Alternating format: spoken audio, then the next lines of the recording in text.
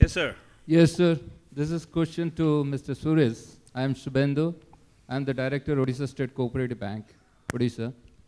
The rightly Mahajan Sahab said this doing good and doing well. There's a thin line between. I know this. What is the thin line between this customer satisfaction and customer delighted? This is, I want to know that. Who did you aim it at? Do you want Suresh to answer that? Mr. Suresh, yes. Well, there are lots of others who can talk about Customers, customer delight. So maybe what is the Shubhankar, customer satisfaction and customer delighted? What this design this program? Shubhankar, being from Eastern region. I have to distinguish between what is customer satisfaction and what is customer delight. Is that the question? Go ahead. Well, customer satisfaction is if she comes back to you for the next loan. Customer delight is if she brings another 5 people with her. So I guess that. Good. Well spoken. Vanita Vishwanathan in the middle. Sanjay, yes, I'll come to you. Just grab a mic. Relationship has many variables in service, social, psychological, cultural.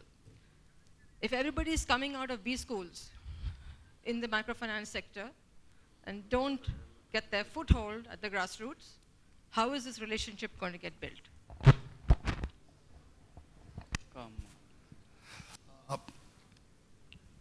The way we are organized is that the Sangam managers, essentially the customers, customer-facing executives, are from the same strata.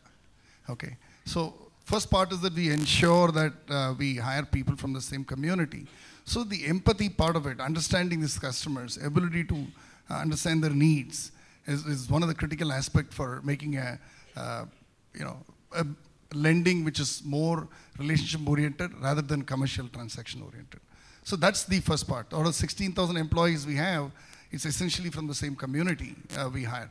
So that takes care of the customer facing, the managers. Now, as we go up the tier, clearly the ability to manage the kind of scale of operations, and that brings in necessity to bring in people from management background. And there also what we have done is that we hire people from the rural management graduates. So they again have a background to, if we put somebody in Orissa, it comes from that kind of, city. So, across the country, that's one of the reasons for our ability to grow, is that we realize that India is virtually a diverse 30 different countries rolled into one. You can't put a person who's from Andhra into Bengal and expect him to be sensitive to the cultural and linguistic challenges there. So clearly identifying the right set of people even the mid-level is one of the critical reasons for us to build our growth. Yes, sir. Sanjay? Can I ask a question? Sanjay Sinha, and then you. My job is to point out risk, since I'm a rater, but I'm also naturally inclined to stirring things up. So here it comes. Since this morning, whenever Kolar has been mentioned, one or the other MFI CEO has intervened and said, oh, it's the Muslim organizations. Somebody else says, oh, it's the silk reeling industry.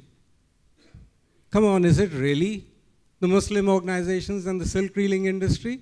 Or is it multiple lending and over-indebtedness that results from multiple lending? Isn't it the case that there is over-indebtedness? A Muslim client is then harassed by MFI staff, and she then complains to her community organization, and a community organization is obviously a Muslim organization. So then they issue a fatwa. And similarly, the silk reeling industry. The silk reeling industry goes up and down all the time. I know sericulture very well. That's going to happen. If you overlend, if people become over-indebted, there's going to be a problem. But the root of the problem is with the MFI. It's not with the Muslim organizations and the silk reeling industry. So Sanjay is telling everybody here the root of the problem is the MFI, and I don't see why only Shubhankar and Suresh here should defend that. There are plenty of MFI leaders. Someone wants to take Sanjay on this? Yeah, I'm Abhay Kanjikar, BSS Bangalore. Yes. I am somebody who worked on the ground Yes. I think I must have made 20 trips to Anjuman office in about 4 months' time. We have equally non-Muslim members in Kolar. Anybody who has gone to Kolar have never bothered to find out what is happening with non-Muslims. I can assure everybody in this room, all our non-Muslim members are paying every single penny for last 9 months. Nobody has defaulted. So how come overlending has happened only to Muslim community? How come overlending has happened only to Silk community? What about the others? Do you mean to say we MFIs have overlend only to Muslims, not to non-Muslims? Right. How come they are able to pay? Ajay, you made your point. Jay Surya, are you continuing with this point or something different? Yes, please. I'll come to you. Everybody will get their chance. In fact, there was a survey report done by ACME there, where the overborrowing issue is not at all an issue there. That's what I wanted to make a point.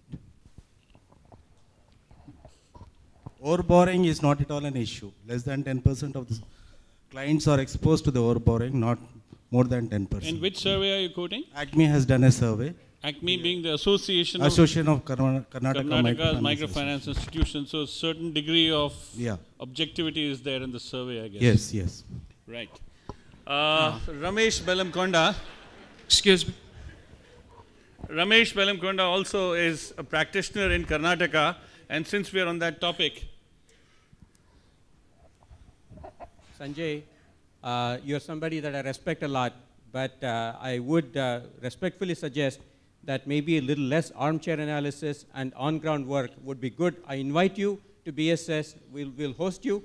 Please come and help us solve that problem. You know, it's always good when you sit outside and make all kinds of very emphatic comments. That's not correct. I'm going there. We have agonized.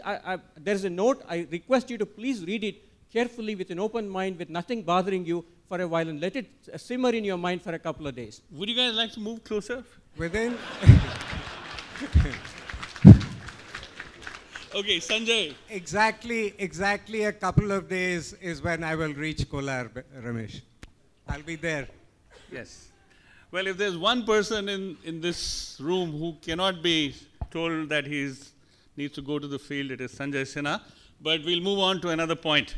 The gentleman at the back sitting next to, yes. Is that Shubro? Ahomi? Sorry, it's Ajay. Ajay Mahapatra, okay, hi. From We the People. Right. I want a correct answer rather than a politically correct statement from one of the panelists, like this microfinance sector in India.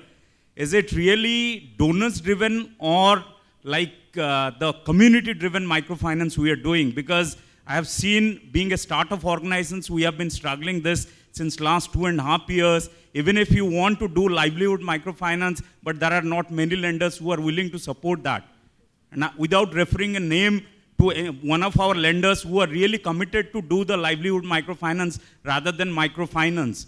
So therefore, the question is that just putting the question to the MFIs, let us ask the questions to the lenders also, whether they are really practicing or trying to preach what they are practicing. So therefore, it's always better to tell that.